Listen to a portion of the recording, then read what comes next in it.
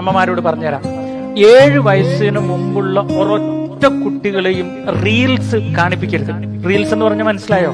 നമ്മുടെ യൂട്യൂബിലെ ഷോർട്സ്, അതുപോലെ തന്നെ ഇൻസ്റ്റഗ്രാമിൽ ഇടുന്ന റീൽസ്, ഫേസ്ബുക്കിൽ ഇടുന്ന റീൽസ് 7 വയസ്സിന് മുമ്പുള്ള ഒരു കുട്ടിക്കും ഒരു കാരണവശാലും കൊടുക്കരുതെന്നാണ് ന്യൂറോ സയന്റിസ്റ്റുകൾ, മനഃശാസ്ത്ര വിദഗ്ധരും പറയുന്നത്. അതിന്റെ കാരണം അവർ പറയുന്നത്, ഈ ഷോർട്ട് വീഡിയോ ഒന്ന് കണ്ട് ഇങ്ങനെ മാറി മാറി കാണുമ്പോൾ ഇവരുടെ സ്റ്റിമുലേഷൻ, അതായത് ഇവരുടെ ബ്രെയിനിലെ ഹോർമോൺസ്, ഇവരെ ഹാപ്പി ആക്കുന്ന ഹോർമോൺസ് മിനിറ്റിന് മാറിക്കൊണ്ടിരിക്കും ഫാസ്റ്റ് ആയിട്ട്. അപ്പൊ ഈ സ്റ്റിമുലേഷൻ ഇങ്ങനെ ഫാസ്റ്റ് ആയിട്ട് പോകുമ്പോൾ ഈ കുട്ടികൾ ഭയങ്കര ഹൈപ്പർ ആക്റ്റീവ് ആയിരിക്കും, അടങ്ങിയിരിക്കില്ല. അവിടെ ചാടി ഇവിടെ ചാടി, അത് മറിച്ചിട്ട് ഇത് മറിച്ചിട്ട്. മൊബൈൽ കയ്യിലില്ലെങ്കിൽ ഇവരൊരു പരാക്രമമായിരിക്കും.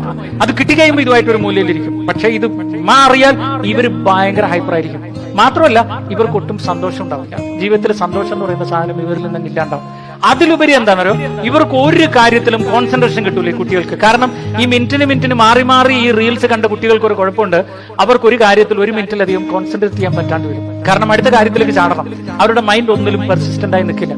ഇങ്ങനെ ഒരുപാട് അപകടങ്ങൾ മക്കൾക്ക് വരുന്നത് കൊണ്ട് അമ്മച്ചിമാരോട് പ്രത്യേകം പറയാണ്, ഒരു കാരണവശാലും ഈവൻ എന്തെങ്കിലും നിങ്ങൾ വീഡിയോ മൊബൈലിൽ കാണിച്ചു, അല്ലെങ്കിൽ എന്തെങ്കിലും ഒരു ഗെയിമൊക്കെ കാണിച്ചു, പക്ഷേ ഈ റീൽസ് 7 വയസ്സിന് മുമ്പുള്ള കുട്ടികളെ ഒരു കാരണവശാലും നിങ്ങൾ കാണിപ്പിക്കരുത്.